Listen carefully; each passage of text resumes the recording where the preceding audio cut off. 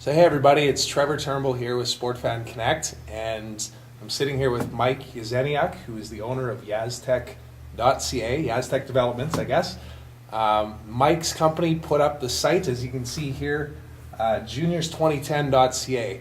We're sitting here on the gold medal day, Canada versus the U.S. Going to be a big game tonight. Yes. And I wanted to chat with Mike a little bit about this site as well as some of the other initiatives that his company is involved in. So maybe tell us a little bit about the site, Mike, and what the whole vision was to why you guys launched it.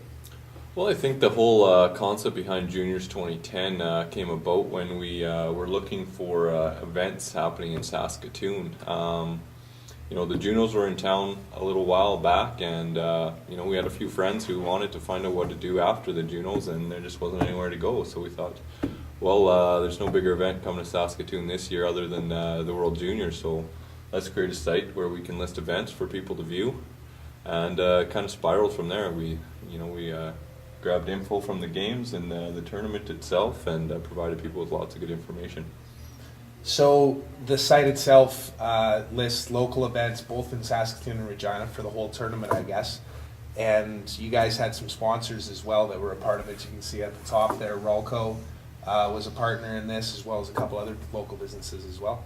Yeah. Well, when we first thought about this idea, we kind of knew we couldn't market in the short timeline that we had. We kind of thought about the idea early September. The juniors were coming in December here, and now in January they're finishing up. But so we took our idea to Rolco and just presented it to them, and they said, yeah, it's a wonderful idea. We wanted to do something like that, but didn't have the time or resources. So if you guys develop the site, we'll help you market and tell the world about it. So that's been a great partnership. They've been doing a lot of radio advertising, website advertising for us with that. So it's been a really good relationship. Yeah, and as far as promotion goes too, like using traditional advertising means like radio, newspaper, TV, obviously all helps, combined with social media efforts, and that's some of the things that I was helping you out with a little bit too. But let's maybe speak to some of the ways that we use social media throughout the tournament here to drive traffic to the site. Yeah, well, I think the main focus for us using social media was Facebook and Twitter. Through Facebook, we generated fans through just trivia and just friends of friends and stuff like that, and it's getting the world out there about the World Juniors, providing live updates and stuff like that from the games, provided a means for people on Facebook to, if they couldn't get to a TV, to find a way to see those results right on Facebook. And we were doing the same thing with Twitter. We had media accreditation to the games, so we were doing live updates right from the game on Twitter, and we've got a good following on Twitter, who people who couldn't be at the games, but following along on what's happening right up to the minute. And I think to add to that too, we're finding as the days go on here too that we're really engaging with people a lot more too. We're getting a lot of feedback from people as opposed to us just broadcasting, score updates and that and whatnot. People are actually, responding to these trivia questions or giving opinions. We're asking, predict the score, and people are getting back to us, and it's really all about that two-way conversation, isn't it? Yeah, exactly, and I think that's the purpose of social media. It's not just spamming people with information, but interacting with them, replying to their responses, and not just sending out our own, but seeing what else other people are saying and responding and commenting to those things, and making it a little bit more personal. Yeah. So let's talk a little bit about some of the stats. We're obviously at the gold medal game here today, so there's another day, and obviously we're going to see a spike in traffic today, just like every game that Canada plays. But talk a little bit about the stats that we have to date. Well, some of the stats I can touch base on. Traffic so far for the tournament itself is we've had over 3,000 visitors from around the world visit the site.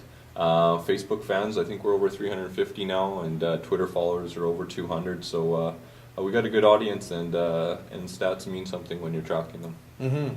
And we're making a point to make sure that we can track all the links that we're providing as well, no matter whether if they're coming to this site or if we're directing them to TSN or whatever it is, using the bit.ly URL shortener. So we don't have any hard stats from that yet, but of course we'll be able to collect that data after the tournament as well.